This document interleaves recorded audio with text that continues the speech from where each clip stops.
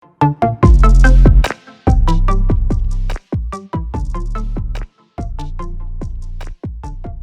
guys, what's up? Hi everyone. This is Ananya, your SST Master Teacher at Vedantu.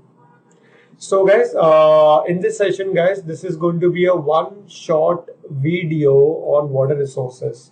So this is for ICSE 10th class, and from your term 1 point of view, this video is going to be very important. This session is going to be very important because in this one session, I'm going to teach you guys the entire water resources. All right. So make sure that you guys are staying with me till the end of this session. All right. And second thing, guys, if you people are new, do not forget to subscribe to this channel and also hit the like button. It is absolutely free. Thank you so much in advance. Chalo, bachcho, let's get started with this session of water resources. First of all, let's understand some basic things. All right. First of all, guys, India is a land of rich natural resources. We have got varieties of natural resources in the terms of forest, water, wildlife, right, so on and so forth. Now guys, water is the most important of all, as we know that. So guys, how water is stored? Yes, it is stored in reservoirs, behind dams, or to supply it to the villages and cities. Demand for water is increasing rapidly. Why? Because of increasing population. As we know, guys, as the population increases, the demand of water also increases. And not only the water, guys, the demand for each and everything increases. But as of now, we are only dealing with water resources. Now, guys, India occupies 2.4% of the world's total land. Okay? India is home to more than 16% of the world's total population. So guys, from this we can conclude one thing, that the population is more and the land which is available is very less. Okay? And India has 4%, only 4% of the world's water resource. That's it. Okay? Now guys, which are the different sources of water we have? Can you guess? Alright, let's have a look on the sources of water. So guys, there are three main sources of water. Surface water, groundwater, and lagoons and backwater. Let's understand each and everything in detail. सबसे पहला guys, we are going to talk about the groundwater. ठीक है, the water which is stored in the ground. ठीक है, the water which is there underground. So that is groundwater. Guys, it accounts to 400 square kilometer of water. ठीक है. Distribution of groundwater is very uneven, means it is not evenly distributed, it is uneven. Why it is uneven? First of all, guys, try to understand the distribution of groundwater depends upon many factors. Like it depends upon the rainfall, it depends upon the types of rocks. All right, there are few rocks in which the water can easily percolate in the ground. All right, it depends upon the slope of the land. In mountainous region, it is very difficult to have good amount of groundwater. Okay, but if we talk about the plain areas like North Indian plain, all right, so over there the groundwater reserves are good if you compare it with the Himalayan regions or the desert regions. So are you able to understand, guys, the distribution of groundwater, why it is uneven? Because it depends upon many factors. It depends upon climate and the physiography of that area. Clear? So guys, it exists both as deep aquifers. What is aquifer? What are aquifers, guys? Groundwater, right? As well as near the surface, Well, it is one of the most important water sources in India. So we can say that groundwater is one of the most important water sources in India. All right. So I hope this was very simple. Moving ahead, guys. Now, guys, mostly available in plains and other low-lying areas. As I told you guys, in plain areas and in low-lying areas, the water gets accumulated. And as the water gets accumulated, it becomes easy for the water to percolate in the ground. Okay? Coastal regions are very rich in groundwater. The alluvial tracts of Gangetic Plains has the best potential from groundwater extraction. I already gave the example of North Indian Plain. Alright, so that is Gangetic Plain. Guys, what is known as Gangetic Plain? River Ganga flows from that area. Uttar Pradesh, Bihar, West Bengal, the northern part of Jharkhand. Cool? In most of the areas, it has excellent quality of water and relatively which is safe for the source of drinking water.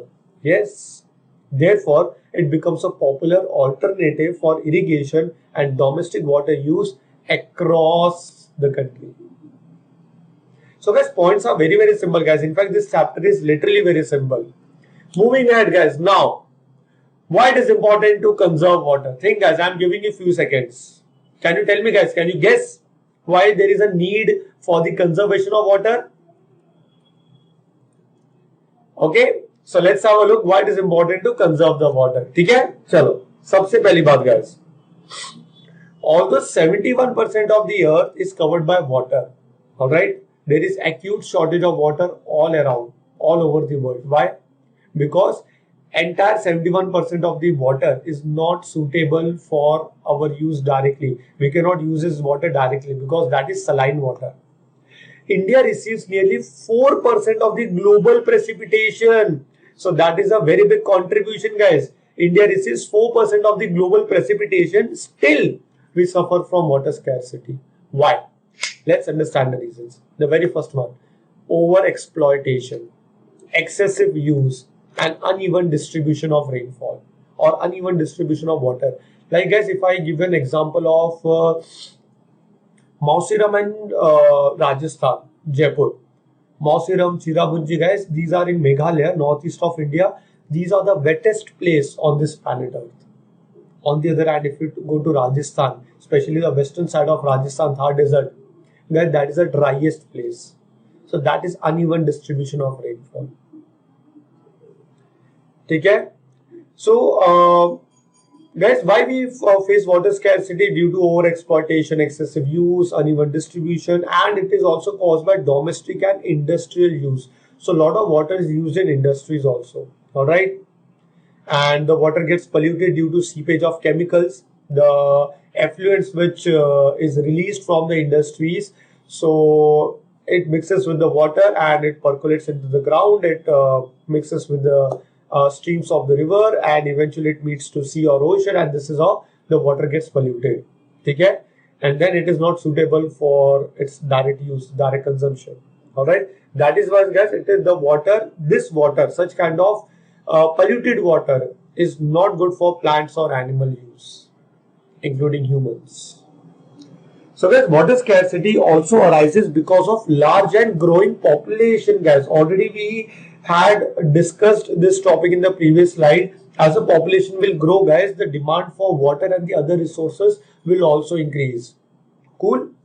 So increasing industrialization, guys. Industrialization is also one of the factors which contributes into water scarcity because there are many industries which uses a lot of water.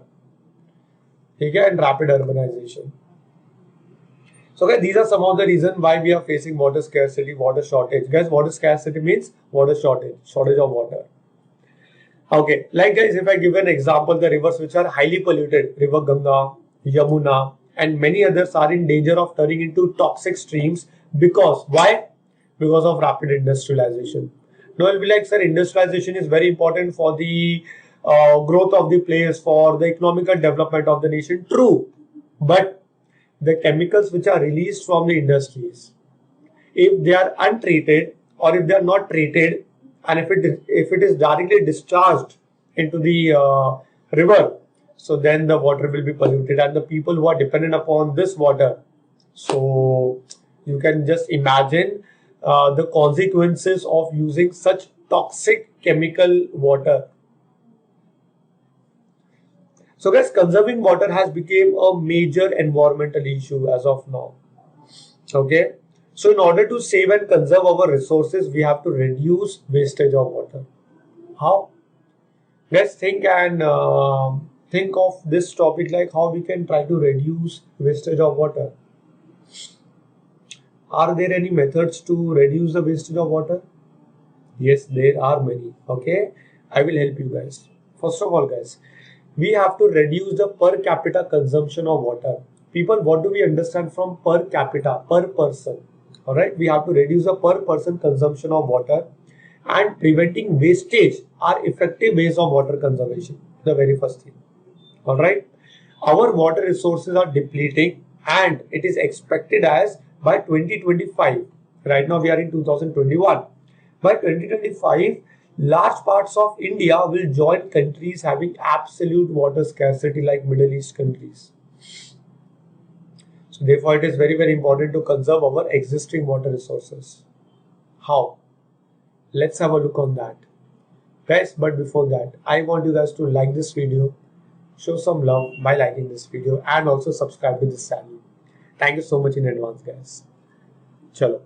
Now, guys, as we know that we may face, like right now, we are facing the problem of water scarcity, and by 2025, after few years down the line, we will face acute water scarcity. So, how we can like save ourselves from acute water scarcity? How we can avoid acute water scarcity kind of situation? All right. So, let's understand some conservation practices we need to adopt. First of all, guys, what is conservation of water? Let's have a look on the definition.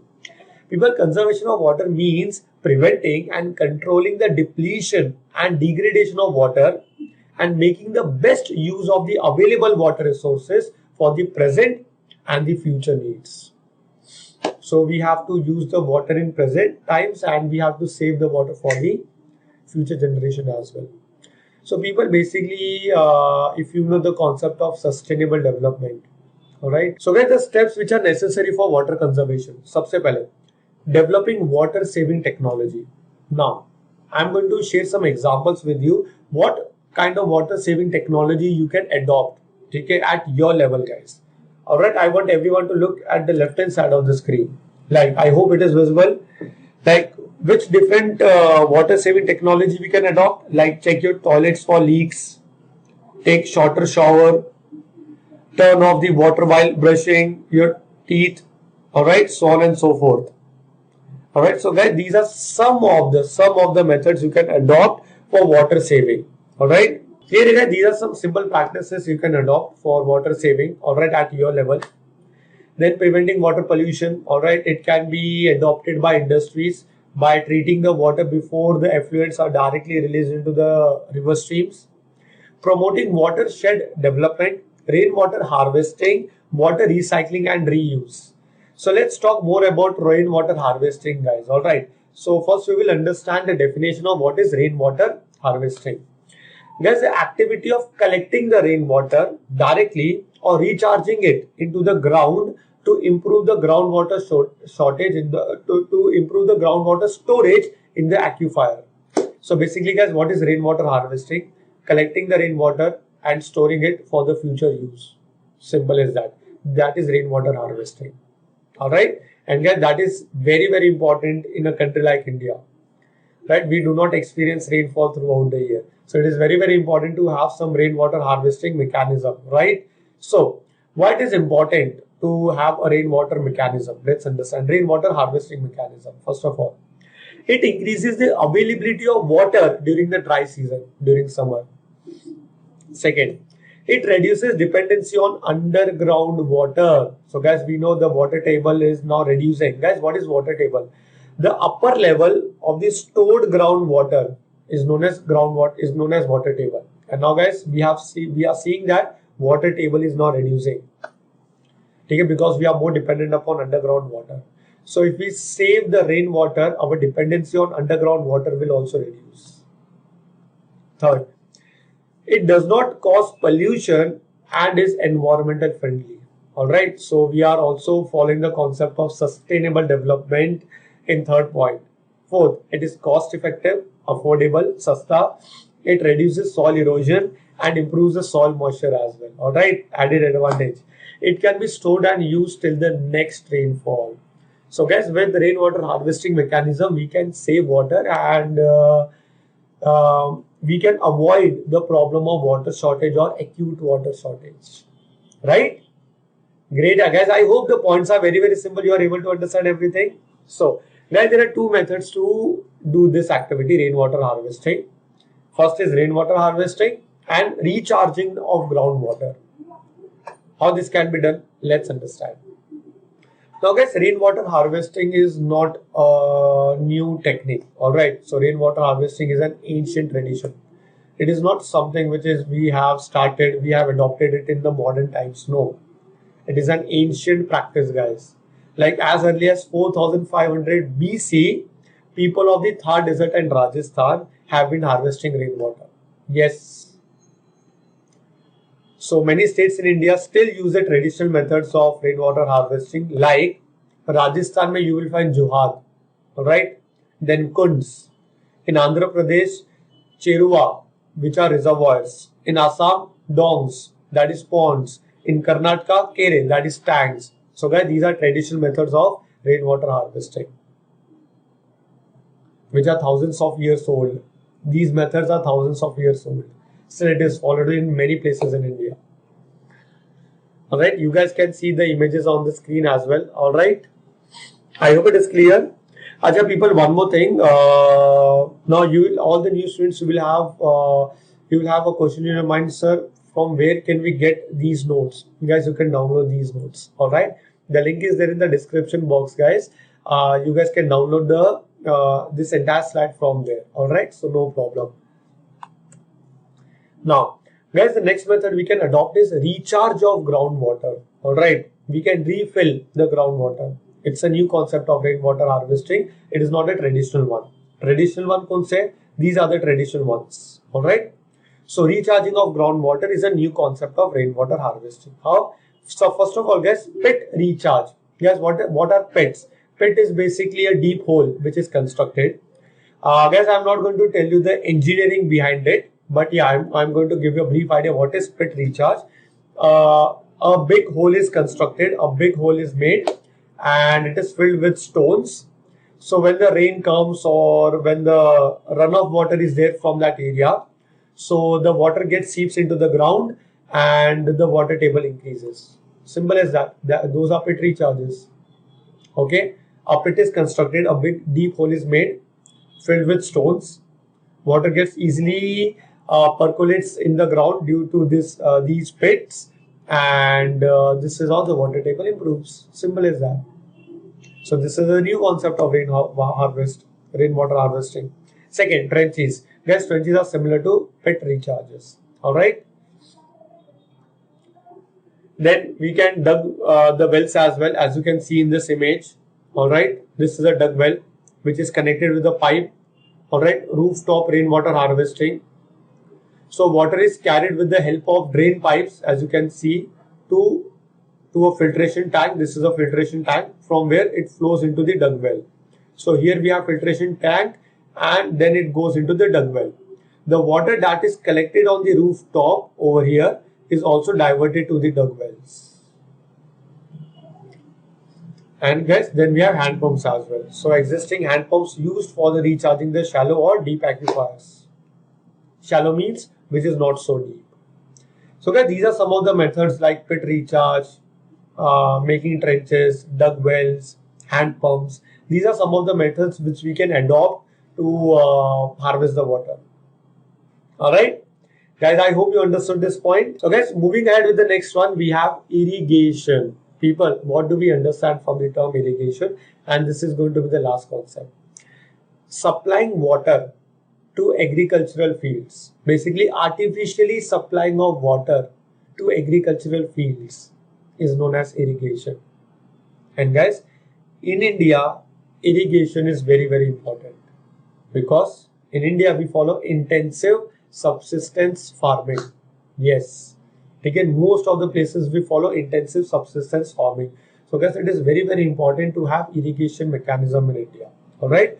So guys, there are different forms of irrigation like wells, tanks, tube wells, canals, so on and so forth. All right. So it is an artificial way of supplying water to agricultural fields. Now guys, why do we need this? It's very simple, guys. India is not experiencing rainfall throughout the year. All right. So agriculture is the backbone of Indian economy, as we know, and about 70% of the people are engaged in this activity. 92% of the water is utilized for irrigation, irrigating the agricultural fields. Yes. So maximum portion of the water is utilized in agricultural fields. Okay?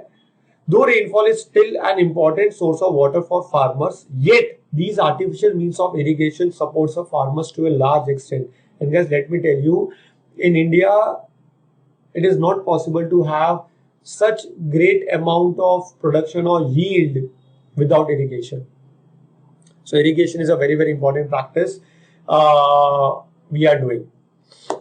Now guys, irrigation is the most essential requirement for the development of agriculture in India.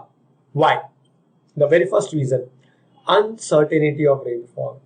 Sometimes the rainfall is very heavy.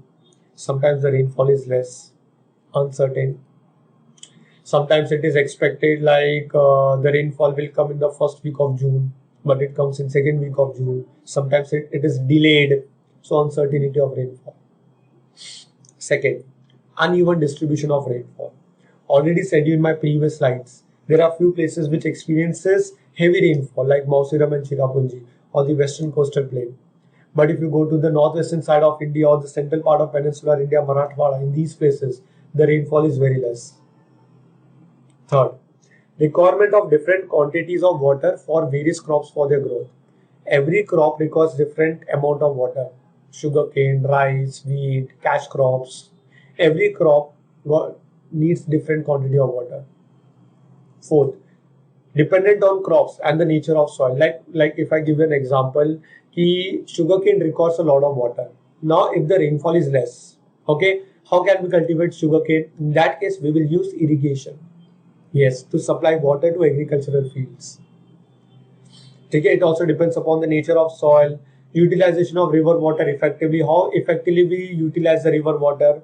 All right, considering for the fact it is less polluted, to increase or maximize the production. So guys, to increase the production we need irrigation. So guys, these are the reasons why do we need different modes of different methods of irrigation.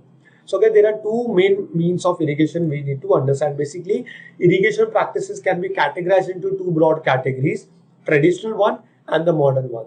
All right, guys, which one we have to use? Guys, we should focus on the modern one. Why?